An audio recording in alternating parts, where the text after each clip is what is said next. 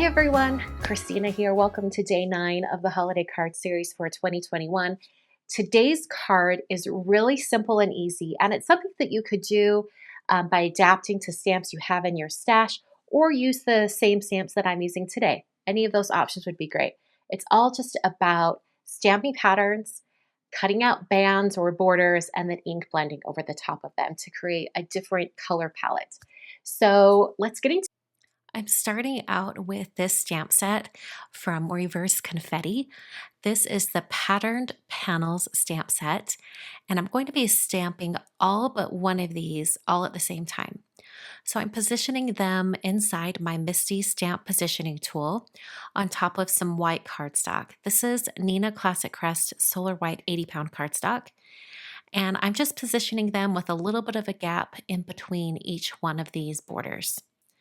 I'm then picking it up on the door of my MISTI, and I'm going to be stamping and heat embossing all of these. So I'm going to take my embossing powder tool, anti-static powder tool, wipe it all over the cardstock, and then ink up the stamps in Versamark ink. Versamark is perfect for embossing because it stays sticky for a long time. I'm using my Stampin' Bug glider to press down all of those stamps really well. And then I applied some gilded embossing powder from Brutus Monroe. This is my favorite gold embossing powder. And I heat set that with my heat tool until all of the powder was smooth and melted. So now I have this really beautiful gold pattern piece. I'm going to cut each one of these apart so that I can handle them separately to apply color.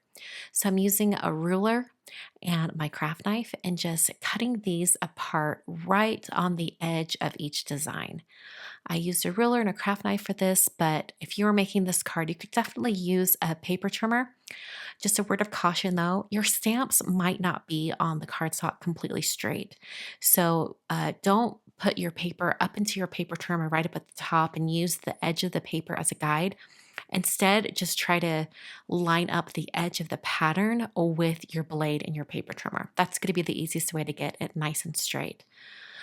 Because of that reason, I decided to use a craft knife and a ruler just because I felt like I could make it a little bit more precise by cutting these individually outside of a paper trimmer. So now I put down a slick surface so I could do some ink blending. I'm using 5 different colors of Simon inks. The first one is Merlot, just using a blender brush to blend on all of that color. And everywhere where there is not embossing powder, it's going to take on the color of the ink. The embossing powder resists any of that ink, so I'm really just inking up the area around the embossing powder.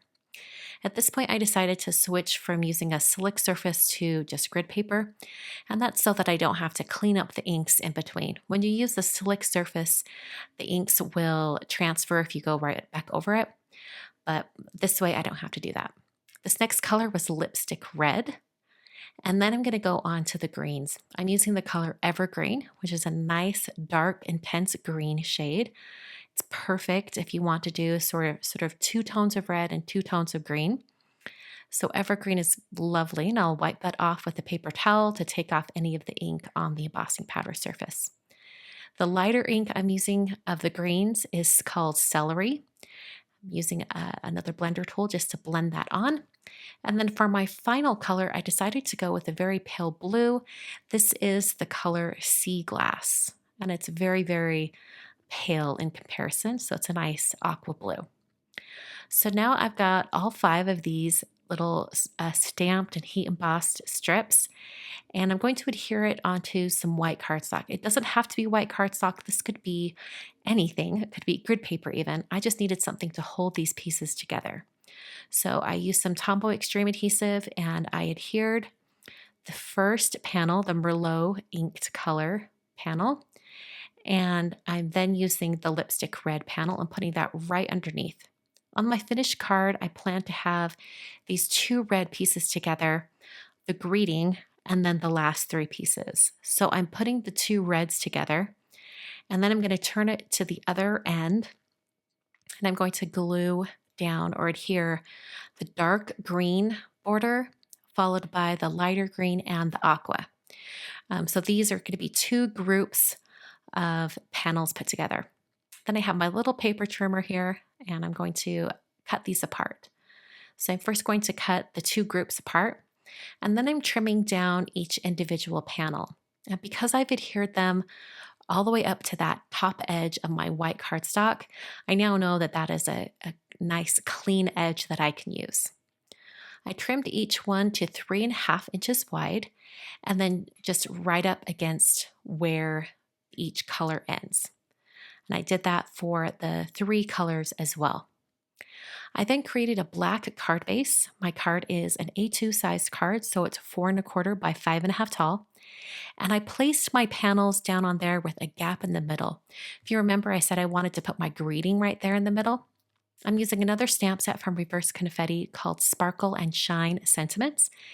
And I'm going to adhere these borders down first, and then I'll be stamping my greeting right in the middle. And that's just so I can get the spacing just right. I was worried that having these panels up on a foam adhesive would interfere with the stamping, but it actually worked out really fantastic. After I had them adhered, I put the whole entire card inside my MISTI stamp positioning tool, and then I sort of played around with which greeting I wanted to put right there in the center. There were a few that would fit without any problems, but I decided to go with Making Spirits Bright. I placed that on the card, closed the door on my MISTI to pick it up, and then I prepped that area with an anti-static powder tool. I'm going to be embossing in that same gold embossing powder, so I wanted to prep the area so I'd have a really good impression. I stamped down using some Versamark ink, and then I very carefully applied some gold embossing powder. I don't want to put the embossing powder all over the card or have it seep under those edges and get into the foam tape that's underneath those panels, so I just tried to be really careful with this part. And there was one section at the end of the words that had powder that would not tap off, so I used a clean brush just to brush away that embossing powder and just very slowly and gently brush that away. I then used my heat tool to heat set and melt all of the embossing powder, and that finishes the card for today. Super simple and easy, lots and lots of gold embossing powder, so it really makes this card shine. I love how this particular card turned out. I think I hesitate to define it as more masculine because I'm like, what does that mean? But to me, it has a little bit more of a simple, streamlined, masculine look. So I think it could go well for sending to a male coworker, a male relative, anything like that. I actually think, the guys that I know in my life, they probably would take any holiday card, really. It's the thought that counts, right? But this one in particular looks more masculine to me, which I'm totally okay with. You could also swap out the colors, maybe change the different patterns, and really adapt it and make it your own. I think it's a really fun idea. For today's holiday question that I want you guys to answer in the comments down below, this one might be a more controversial one. I don't know that I've asked this question in the past or not, but when do you put your Christmas tree up? Are you a before Thanksgiving or after Thanksgiving? And I know you guys in Canada, you're like, of course, after Thanksgiving, because your Thanksgiving is so much earlier than the Thanksgiving we celebrate in the United States. But okay, so let's just say before December 1st or after December 1st. When do you put up your Christmas tree? Obviously, I am before December 1st for obvious reasons. I was telling my husband the other day, he's like, are you listening to Christmas music again? This was in August. And I'm like, well, for me, because I design holiday product for the crafting industry, I have 3 waves of Christmas. The first wave of Christmas comes in June when we start to design the holiday release for Simon Says Stan. The second wave of Christmas comes in September, October, when I start into the holiday card series or start prepping for holiday classes.